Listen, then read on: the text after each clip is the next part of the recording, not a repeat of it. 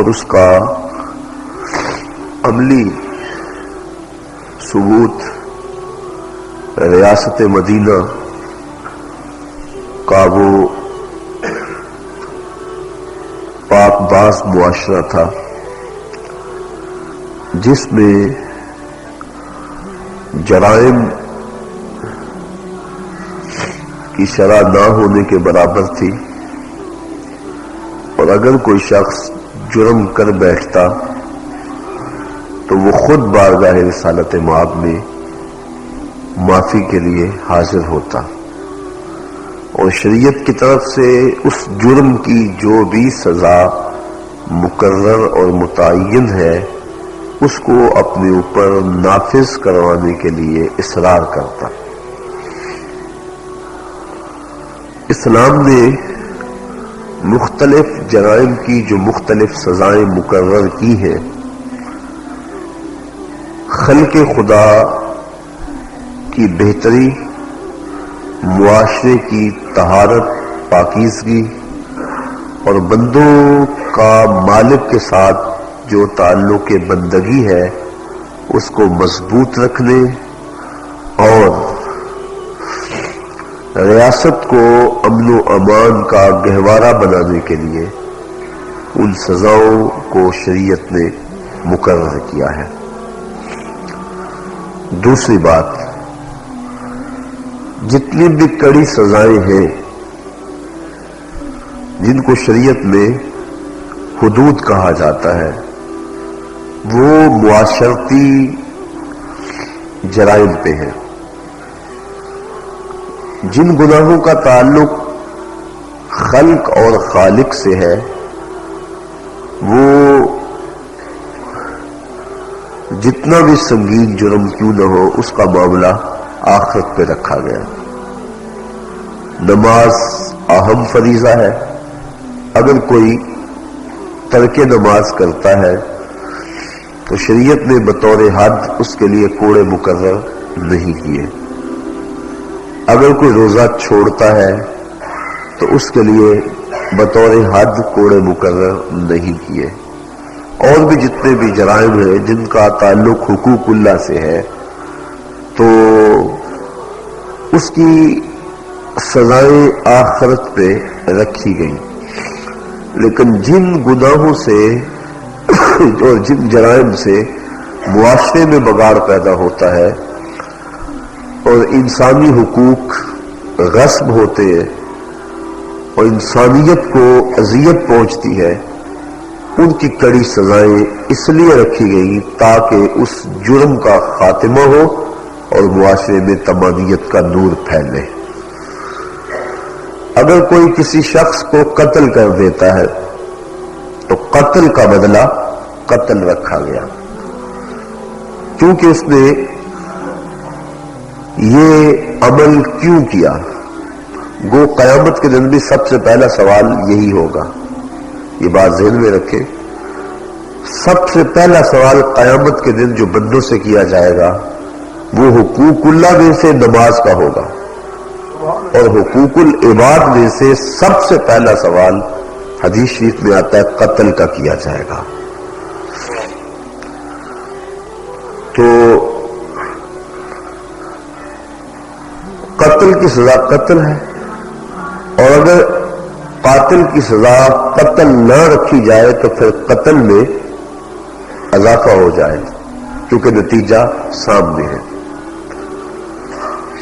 جن ملکوں میں قتل کی سزا قتل نہیں ہے، وہ ملک یورپ کے ہوں یا امریکہ کی ریاست کے وہ علاقے ہوں، وہاں آپ قتل کی شرح دیکھ لیں۔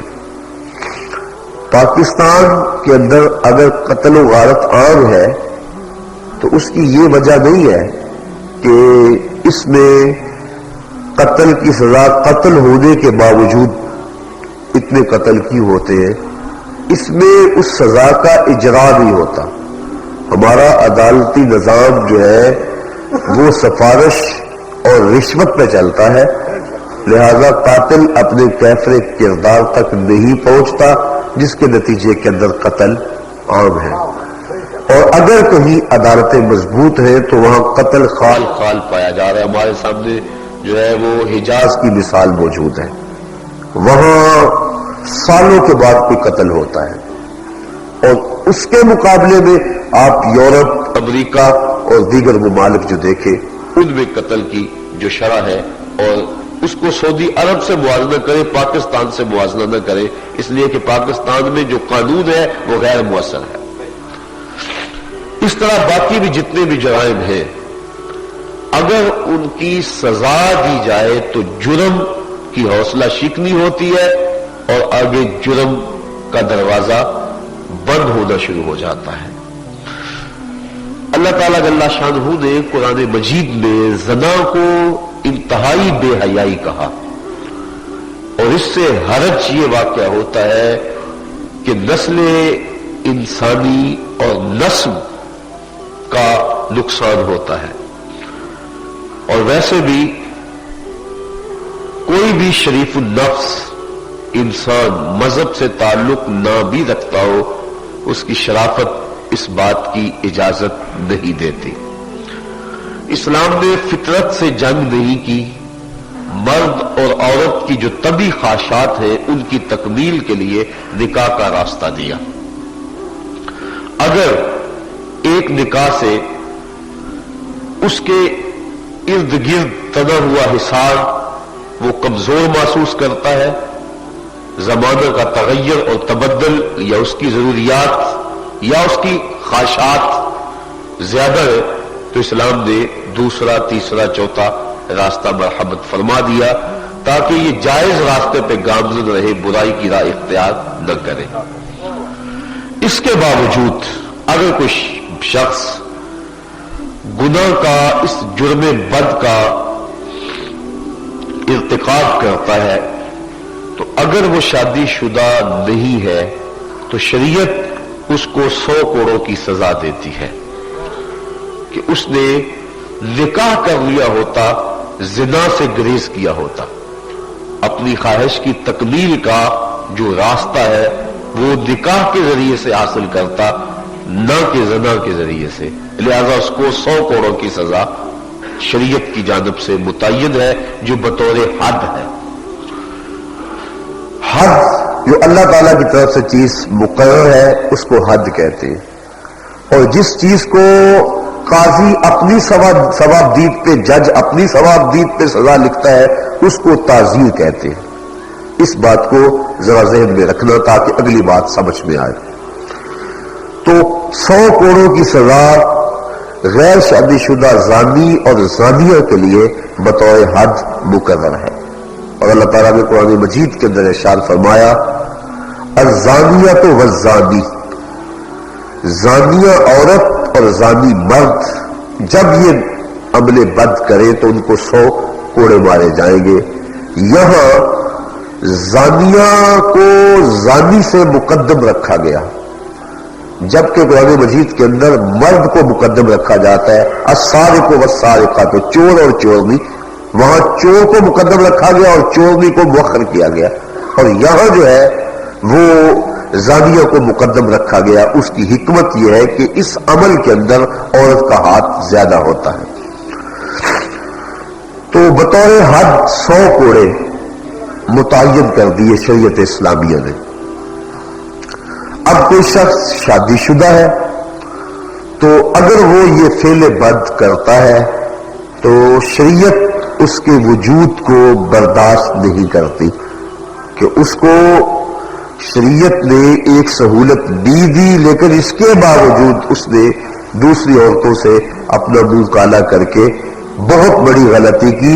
ایک تو اس نے زنا کیا اور دوسرا اس نے اپنی بیوی کا حق غصب کیا. اس نے دوہرا جرم کیا ہے. اس کی سزا یہ ہے کہ وہ دھرتی پہ جینے کا حقدار نہیں ہے. شریعت نے اس کو رجم کی سزا سنائی کہ اس کو جو ہے وہ رجم کیا جائے, پتھر مارے جائیں, یہاں تک کہ وہ اس سے زمین پاک ہو جائے, اس کے وجود سے زمین پاک ہو جائے. یہ شریعت کا حکم ہے, حدیث متواترہ اس پہ موجود ہے. اگر کسی مرد نے کسی عورت سے زبردستی زنا کیا، عورت اس کے لیے نہیں چاہتی تھی، تو اس زنا کو زنا بالجبر کہتے ہیں۔ تو چونکہ عورت کا قصور نہیں ہے، تو جب حد نافذ ہوگی تو عورت پہ حد نافذ نہیں ہوگی، اگر یہ بات پائے ثبوت تک پہنچ جائے کہ عورت کی رضامندی شامل نہیں تھی۔ چونکہ اس کا قصور نہیں ہے، اس کو مجبور کیا گیا، جس کو مجبور کیا گیا ہے شریعت میں اس کو معافی ہے۔ ان اللہ تجاوز عن امتی الخطا والنسیان وما استکرہوا ہو، شریعت میں 3 شخصوں کو معافی ہے، جو بھول کے کام ہو جائے، جو ہے وہ مجبور ہو جائے، اور جو خطا سازد ہے، کرنا کچھ اور چاہتا تھا کر کچھ اور رہا ہے، تیر مارنا چاہ رہا تھا کسی کو لیکن لگ کسی اور کو گیا، وہ شکار کے لیے جا رہا تھا، وہ قتل خطا ہوگا، اس میں قصاص نہیں ہے۔ تو 3 چیزیں معافی ہیں، ان میں سے ایک چیز جو ہے جس میں مجبور کیا گیا، تو اگر عورت مجبور کر دی گئی تو اس کی رضا شامل نہیں تھی، تو اس میں عورت کو سزا نہیں ہے۔ دور رسالت میں ایسی مثال موجود ہے کہ مرد پہ حد جاری کی گئی اور عورت پہ حد جاری نہیں کی گئی۔ تو شریعت نے 100 کوڑوں کو بطور حد نافذ کیا اور رجم کو بھی بطور حد نافذ کیا۔ حدیث متواترہ سے رجم کا ثبوت موجود ہے، اور پھر جب اس عمل کو اور اس حدود کو بیان کر دیا گیا، اگر کسی سے کوئی غلطی سرزد ہو جاتی، مدینے کا معاشرہ اتنا پاکیزہ معاشرہ تھا، انسانی تقاضے کے تحت اگر کوئی خطا سرزد کر بیٹھتا تو وہ خود اس کی سزا کے لیے حاضر ہو جاتا۔ مسلم کتاب الحدود کی روایت ہے، حضور تشریف فرما تھے، ایک صحابی جن کا نام تھا ماعز ابن مالک رضی اللہ تعالی عنہ، وہ کھڑے ہو گئے، عرض کی طہرنی یا رسول اللہ، آقا مجھے پاک کر دو۔ فرمایا جاؤ اللہ سے معافی مانگو، اللہ تمہارے گناہ معاف کر دے گا۔ گئے، معافی کی، معذرت طلب کی، اللہ سے بخشش مانگتے رہے، لیکن پھر دوبارہ پلٹ کے آ گئے، بے چینی تھی، اضطراب تھا، عرض کی طہرنی یا رسول اللہ، حضور مجھے پاک کر دو۔ آقا کریم میں جاؤ، میں نے کہا ہے اللہ سے معافی مانگو، وہ کریم ہے، تواب ہے، توبہ قبول کرنے والا ہے، تمہیں معاف کر دے گا۔ گئے، معافی مانگی، پھر پلٹ کے آ گئے، اندر کا اضطراب تھا، اندر بے چین تھا، عرض کی حضور مجھے پاک کر دو۔